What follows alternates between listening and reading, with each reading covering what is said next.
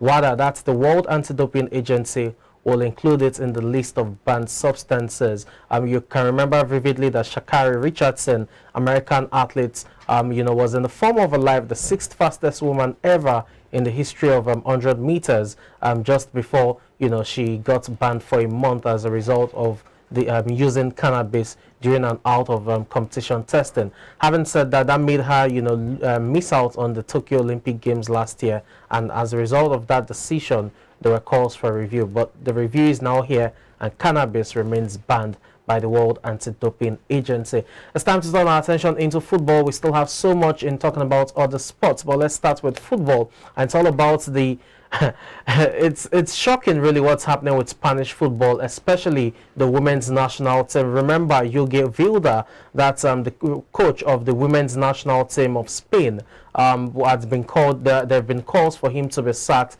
with 15 players tendering their, well, they didn't tender their resignation. They threatened, to resign as a result of what they perceived as a toxic culture, under his tutelage. What do you make of this, really? It's you don't get to see it so often. You can have a coach fall out with a player or two. I mean, for example, we had Marino falling out with Pogba, with Martial, Luke Shaw, just about 3 players. But you barely see 15 players, and possibly even more, fall out with a coach. They complained about, his team selection, training sessions. They also complained about management of injuries. It's a whole lot. And these are female players. Remember how male players will be treated. It will be different from female players, not because they are weaker vessels, no, far from that, but because, they have a unique being when it comes to their anatomy and all of that. So what do you make of this? The Spanish Football Federation is standing by him, by the way. Yes, when I read that story, I was wondering why the Spanish Federation is standing by him. Because when you have 15 players going against a coach, automatically you have lost the dressing room. There's no competition that coach can probably win, because even if those players are playing, they are playing against their will. Yes. They won't even play with passion for their games. So I think generally they should just let the coach go, not because the players actually want him to go, but because to just make the team whole again, to have a better chance in going into competition and getting good results from there. Because no matter how they stand with the coach, this is a national team. It's not a club team that you can just sell those players exactly and get new players. So these are still the same players you will use. So I think letting the coach go will probably be the best thing. Okay. And you know quite well that for the Spanish Football Federation, or rather the Spanish football, one of the rules is that if the players refuse to honor invitations, they face suspension of up to 5 years.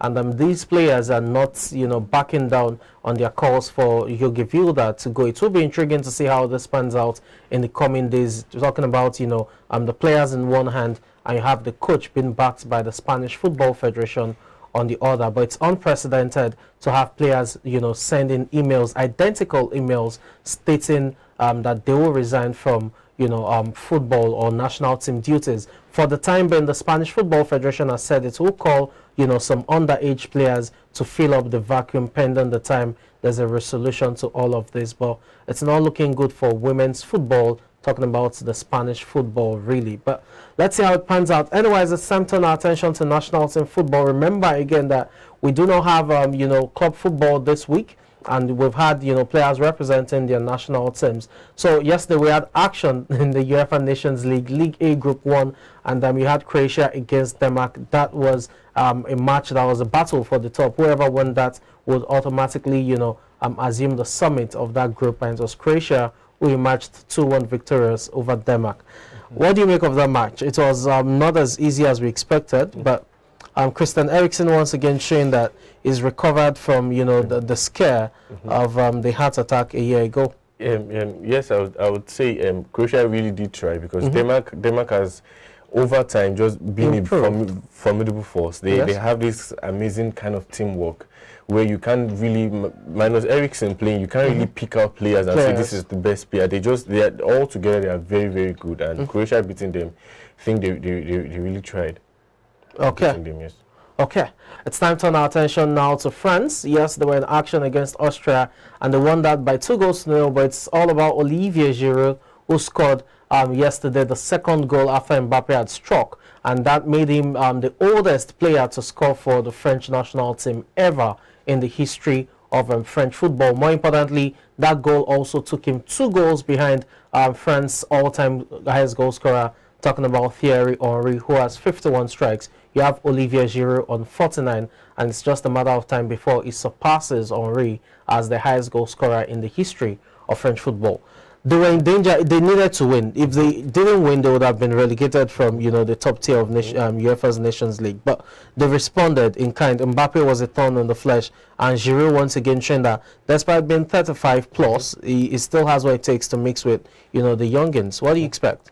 Or what were you expecting, rather? Yes, of course, I was expecting them to win. I think France have had some inconsistency on their part, and with the kind of quality players that they have, yes, I believe they shouldn't have had those kind of results that they had. So I think this match, them winning this match was very good for them, and also the build up to the World Cup is very important. Yes. Having the confidence, having their players on very good consistent forms, something that will really help them in the World Cup. And as for Giroud has been very, I think, a little bit underrated, because he has had this kind of very good career, I would say, as a player, as a shoot, and I'm very happy for him. A great career at Mals Busselli. He has played for top clubs, Menemi, Chelsea, Arsenal, AC Milan currently, and definitely always delivering when it comes to, scoring goals for these clubs and even the national team. Let's turn our attention now to the Belgian national team. They were in action as well, and they won by 2-1 against Wales. For Wales, it's signed, sealed, and almost delivered when it comes to relegation. But for Belgium, they are right there on course, to nick qualification at top of the table. 2-1, it wasn't scoreline you expected in terms of probably 3, 4, 5, considering the quality of the team. But the Bernaks, showed up. You also had Batshuayi, former Chelsea player, showing up as well. You think it's a win that will just, be good enough for their World Cup preparations? Yes, I think it is good enough for their World Cup preparations, because having also Batshuayi strike and scoring a goal also, it shows like kind of bench players they even have that can even produce results goals, also. exactly. And they have having De Bruyne that has been in a very good form, especially in this season. He has been in a very nice form. I think it will really help them in World Cup, providing every of their players stay fit without injury. Okay. Another team that impressed last night was Netherlands against Poland. That was meant to be a difficult game because the Polish were at home, but Lewandowski fired blanks as the Polish team lost by 2-0, and you had Tottenham outcast, who now plays for Ajax.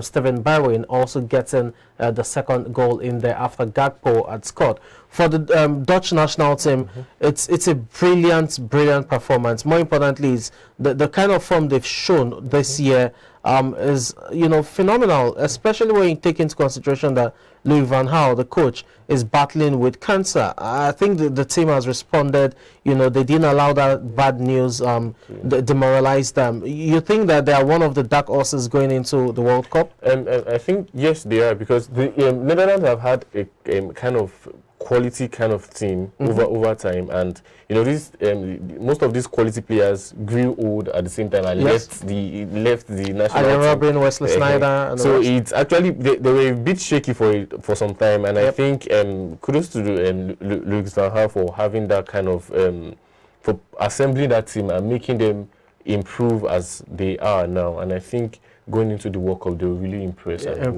Okay. Well, talking about UEFA Nations League, we have some matches today, but we'll focus on 2 key matches. You have Germany against Hungary. On the paper, it looks like, the Germans will win that, but it will shock you to understand that in that group that has Hungary, Germany, England, as well as Italy, it is the Hungarians who are topping that group, and England are at the bottom of that group. So it tells you that football, as a veteran will say, is like biscuit. You do not know where it will crack. But hey, Germany against Hungary, the last time it was a draw, and this time around the Germans will be hoping to get a win. The Germans need to win to get to the top of the table. Anything aside a win, and Hungary will stay top of the table and most likely stand a good chance to seal qualification for the finals, UEFA Nations League finals. Do you think Germany can defeat Hungary? We've seen Hungary throughout the course of 5 games. very difficult to beat. Like I was saying, I think I noticed Hungary from the last Euro they played. I noticed how they played, and I was like, okay, how I can't really name a player that I really know in that team. In that team, exactly. But they were playing well. They defended well. They were holding the ball well against very, very good teams. So I think the match will be a very difficult one for Germany. Though I'll tilt towards Germany winning, but I'll say it will be a very difficult match for them. You know, last time Hungary trashed England 4-0, you know, away from home. You don't think they can repeat? No. I think Germany has really improved under their coach. They have really improved, and I think they just need to improve on getting on the score sheets and scoring more goals, I think. Okay, talking about that same group, you have Italy against England, I beg your pardon. That's the second match that will be taking place today. And for Italy against England, the Italians are still, you know, well positioned, unlike their English counterparts who have just 2 points from 4 games and need a win. It's a must-win match for England, you know, away at Italy. The big question is, can they do it? The last time they played in the UEFA Nations League, they were dropped by the Hungarians 4-0. That ended at the Molineux Stadium. This time around, John Stones won't be playing. He got a red card in the last match, so he's suspended. Jordan Henderson, you know, replaces Calvin Phillips in the squad. But Henderson is also struggling for fitness. You know, he hasn't played for Liverpool in over 3 weeks. Do you think England can get the job done against Italy? They must win. They have no choice, or they get relegated. I would say it's very hard. Because looking at the England team, on paper they look like a team that has these very quality players. But when they're playing, I'm like, okay, is it the same England team? So it has been like that for like 2, 3, 4 matches. So going to Italy, winning, I highly doubt it, because Italy is a very formidable team. Very having been champions of Europe last year. Yes. So I think they are a very formidable team, and I'll probably be seeing a draw in the match. In the match itself, okay.